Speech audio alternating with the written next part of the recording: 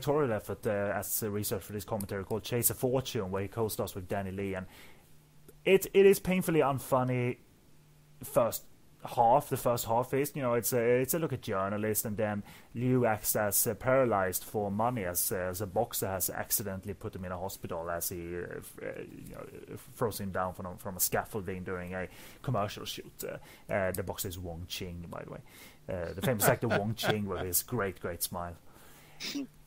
We'll get back to this. I like this scene. I think he applies for a job as a security guard, and now he has his speech now.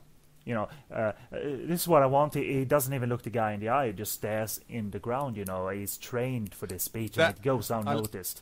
I love that bit there. That's got to be the worst translation of pop guy I've ever heard in my life. they translate it as "oh." It's definitely not that. That's for sure. But his trained speech goes unnoticed. No one has time to stop and listen to the music of people with who wants to help out. Just hire people and get them out there. He even fails at his little Bruce Lee, Travis Bickle moment coming up here. It's reminiscent of the scene in Taxi Hunt, only a bit more broad, when Anthony Wong is trying to put his gun into his pants and he falls down his pant leg. So that's I think. By the way, I'll get back to that note. It's a latter note. See Felix Locke here, by the way, exchanging money with Kev Chow. Sort of a mysterious relationship that we don't know much about yet, anyway. And I think he thinks that she's a prostitute because they run a brothel in the the stairwell of his in the same apartment complex he lives in. But going back to Chase of Fortune, Wong Ching plays the boxer who thinks he's paralyzed. Liu Ai-hung. He's not, but he and Danny Lee put on a scheme. He feels remorse, the boxer, and Liu takes advantage of it and basically brings in the boxer as a maid. And it turns out what Liu's strength as a director is when portraying comedy between very few people in a limited space, because when they are alone, him and Wong Ching, they are so good at making situational comedy work, and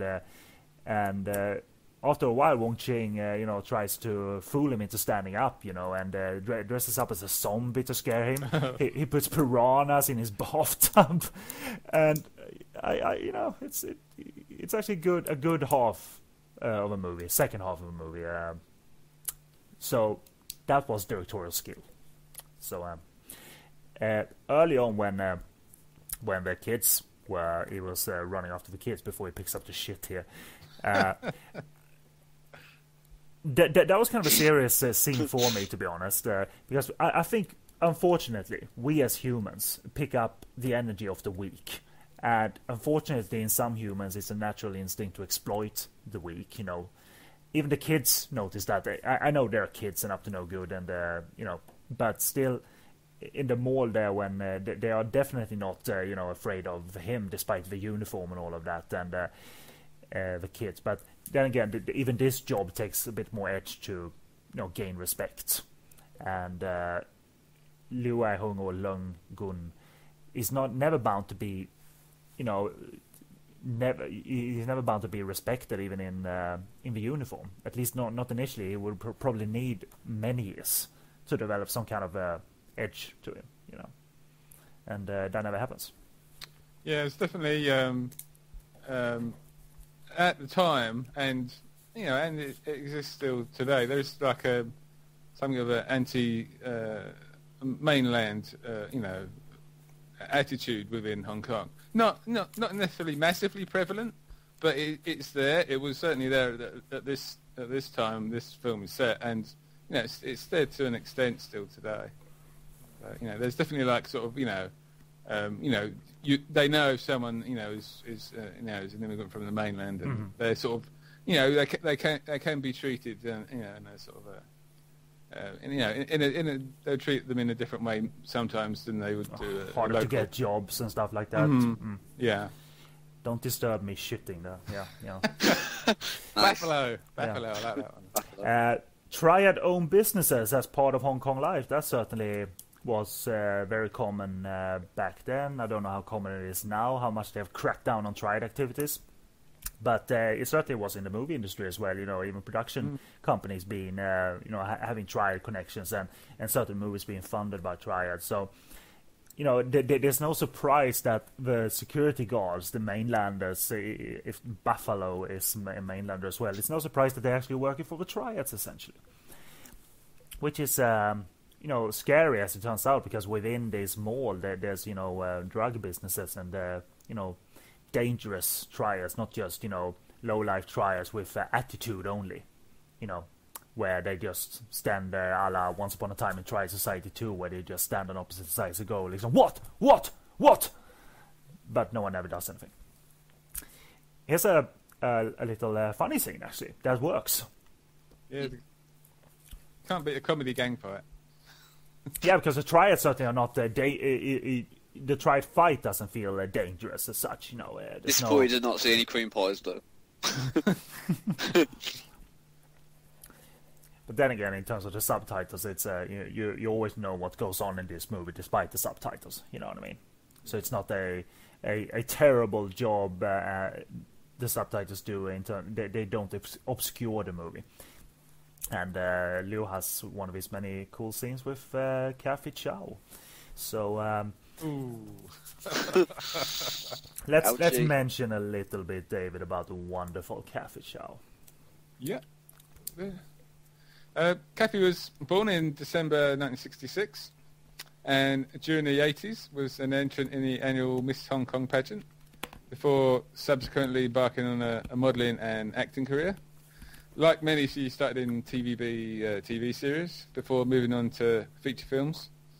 Made her debut in 1988's How to Pick Girls Up from director Wong Jing. Yes, sir.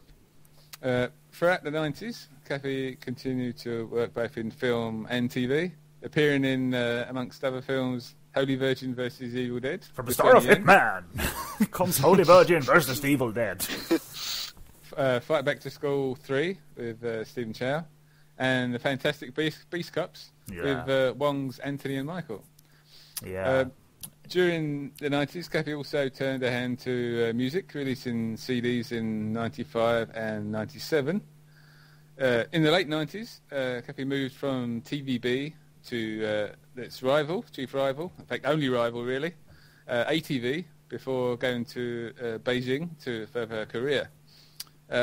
Upon returning to Hong Kong in 2008, she rejoined TVB and then starred in the hit TV series EU. Oh, by the way, EU, isn't that where the character of Laughing Gore started that got its spin-off movies? Yeah, I believe so. The Michael Check character got his spin-off movies from the EU Emergency Unit series, I think it was called. Yeah. She has since worked chiefly in TV before reappearing in cinema screens this year. Probably actually technically 2011, but in Frankie Chan's legendary Amazons with Cecilia Chung, Richie Ren, and legendary fighting female Yukari Oshima. Right on. That's right up to date. That's literally only just coming out on DVD and Blu-ray, pretty much as we speak. Yeah, mid-January, right about now. Yeah. We missed, but it's worth quoting probably the best gag in the film, where he fights his way out while she is carrying him. He's piggybacking her, which I think is a great little moment.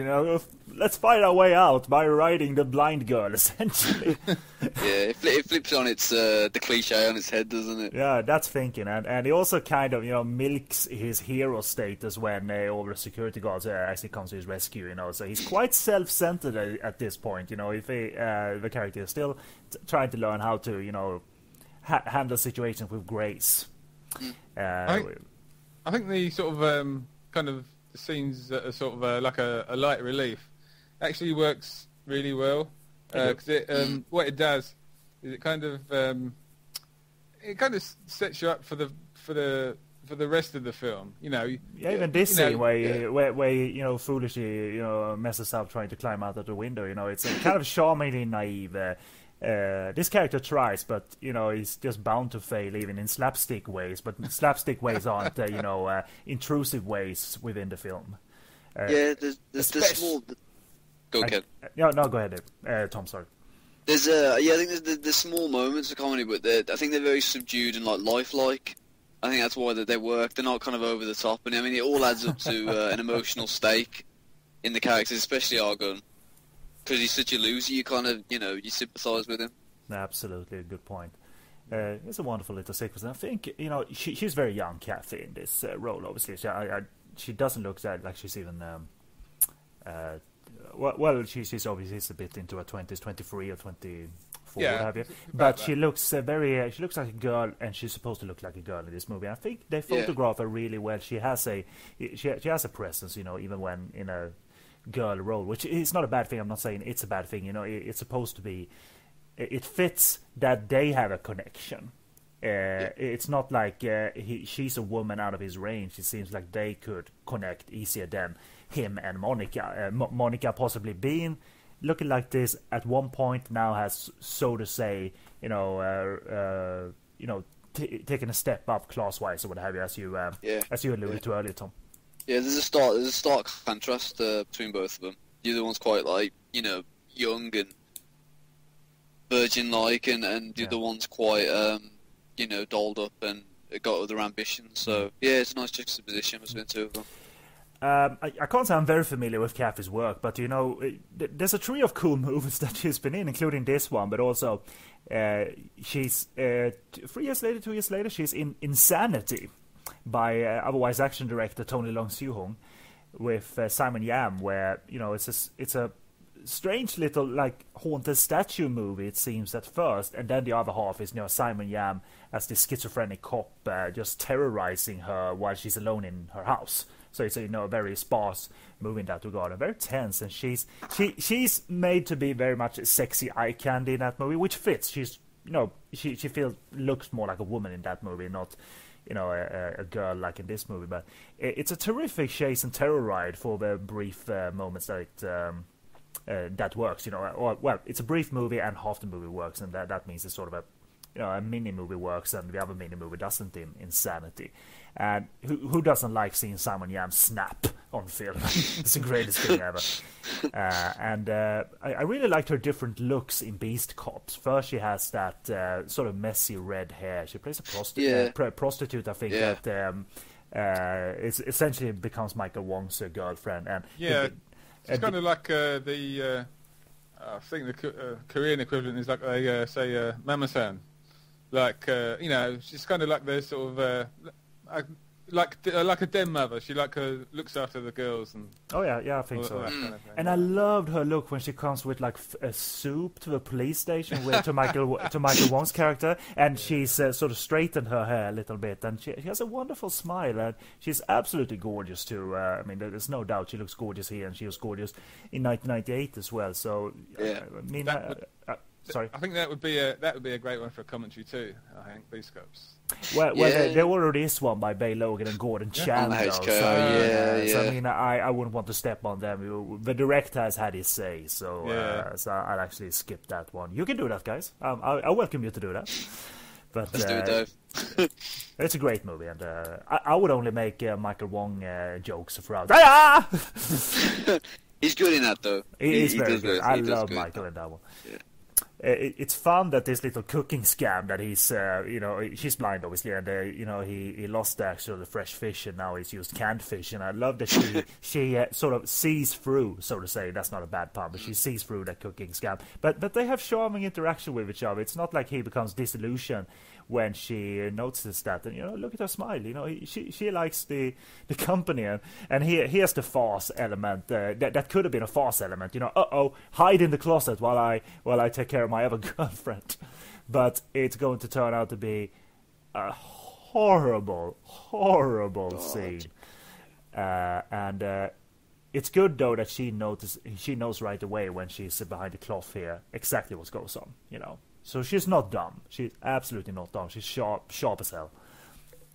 And I really dig Kathy in the few movies I've seen her in, and I recommend everyone to try and get Insanity. It's a very good movie. it's disturbing in a way because her husband in the movie is Raymond Wong, and it's disturbing because they don't fit at all. They